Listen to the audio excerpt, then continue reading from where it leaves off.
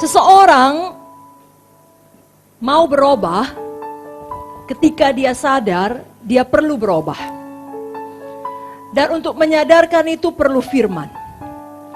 Dan perubahan yang sejati itu harus berasal dari dalam.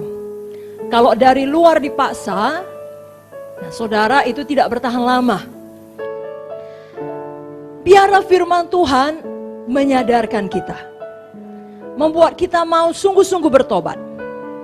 Sehingga dimanapun kita, adapun kesempatan untuk melakukan dosa, untuk kembali kepada kehidupan yang lama, dikuasai oleh daging, indera, dikuasai oleh setan, dikuasai oleh dunia, atau katakanlah dipengaruhi, kita mengatakan tidak kepada itu semua. Karena kita sudah sadar dan kita mau berubah dari dalam. Nah, firman Tuhan malam ini mau mengajarkan kita untuk melihat benarkah kita sudah hidup dengan Zoe. Dari sisi sifatnya Tuhan, karakternya Tuhan. Nah, hari ini kita mau melihat bukti perubahan dari segi karakter. Benarkah Zoe ada di dalam kita? Karena sebagai seorang Kristen yang sejati, kita seharusnya berani menghadapi atau menilai, mengevaluasi diri kita secara jujur. Betulkah kita memiliki Zoe di dalam kita? Sifatnya Tuhan, imannya Tuhan, kesetiaannya Tuhan, ketaatan Tuhan kepada Bapa. Dan itu dinyatakan dengan adanya pertumbuhan rohani dalam hidup kita. Saudaraku, tidak ada yang lebih besar daripada Zoe. Kalaupun semua itu terjadi, kalau Zoe ada di dalam, saudara bisa keluar sebagai pemenang. Semua badai kehidupan yang terjadi hanya membawa saudara lebih tinggi. Amin, saudara. Jangan pernah menjadi kecewa. Tentunya saya tidak punya jawaban kalau hal-hal seperti itu terjadi. Saya tidak tahu semua. Saudara pun tidak tahu semua. Tapi yang saya tahu, Yesus baik. Yang saya tahu, Yesus setia. Dan yang saya tahu menurut firman-Nya, Yesus tinggal di dalam dan Dia lebih besar dari apapun di dalam dunia ini.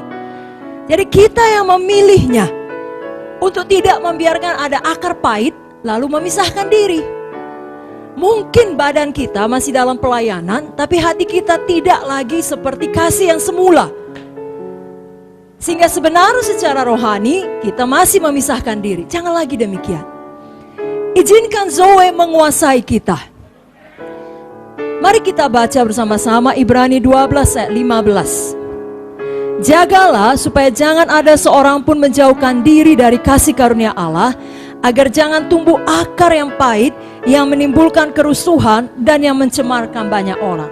Jadi untuk setiap kejadian, kalau boleh saya buat lebih khusus, untuk setiap penderitaan, untuk setiap kesakitan, untuk setiap pengkhianatan yang kita alami, ada kasih karunia.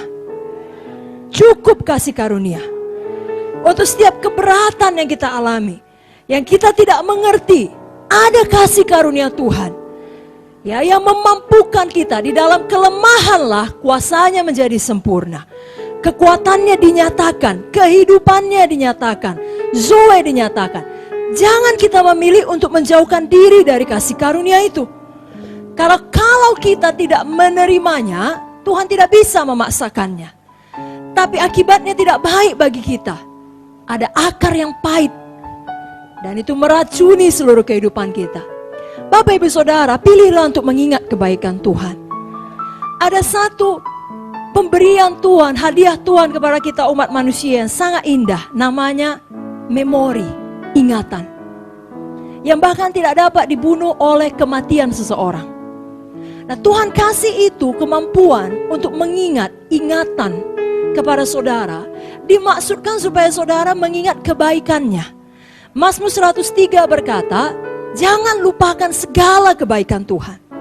Jadi jangan ingat sakit hati, kejahatan orang, jangan.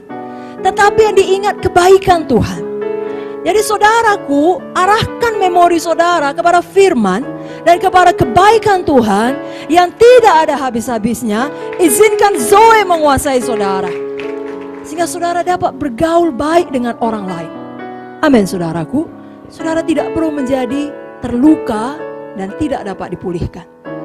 Itulah Zoe, hatinya Yesus. Dia rindu orang dipulihkan, bukan orang dihukum. Kalau bisa ada jalan balik, dia buka selebar-lebarnya. Saudaraku, mari menjadi hamba Tuhan yang demikian, yang seperti Yesus. Berikan dulu tepuk tangan bagi Tuhan Yesus. Amin saudara. Mari kita patuh kepada Tuhan. Karena Zoe, sifatnya Tuhan, karakternya Tuhan adalah kepatuhan Tuhan kepada Bapa. Bagaimana kepatuhan Tuhan kepada Bapa? Mutlak, tanpa syarat, sampai kepada titik darah penghabisan. Rela berkorban, bahkan nyawa sendiri. Mari kita belajar, kita menuju kepada hal itu. Setan akan berusaha membalikkan cara berpikir kita. Kau patuh kalau memang sejalan dengan visimu. Kau patuh sepanjang itu tidak mengganggu kenyamananmu. Jangan dengar tipu daya setan. Yang bisa setan lakukan hanyalah bicara dalam pikiran saudara. Tolak dia, usir dia, lawan dia, maka dia akan lari daripadamu. Kalau mau tepuk tangan yang meriah untuk Tuhan Yesus.